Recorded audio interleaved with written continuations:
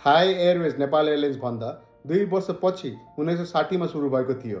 आज 79वटा एयरक्राफ्ट, लगभग 16,000 कर्मचारी र थाइल्यान्डको जीडीपीमा टुरिज्मको योगदान 10% भन्दा बढी पुर्याउने थाई एयरवेजको ठूलो भूमिका रहेको छ। थाई एयरवेजले पनि फाइनेन्शियल प्रब्लम भोग्यो। पेन्डेमिक बेला रिस्ट्रक्चरिङ समेत गर्नु पर्यो, तर उनीहरूले सङ्कट आउनु अघि नै एउटा ग्लोबल नेटवर्क र बलियो ब्रान्ड बनाइसकेका थिए। स्टार्टिङदेखि उनीहरूले एफिसियन्सी, एक्सपेन्सन र पार्टनरसिपमा फोकस गर्यो। यता नेपाल एयरलाइन्स भने पोलिटिक्स, करप्सन र ब्युरोक्रेसीमा अल्झ्यो।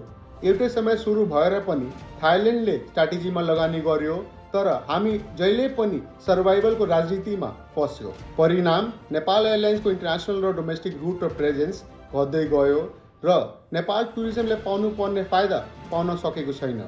यो ब्लेम गर्नेको कुरा होइन, यो सिक्नेको कुरा हो। के नेपाल एयरलाइन्स टर्नअराउन्ड गर्न सक्छ?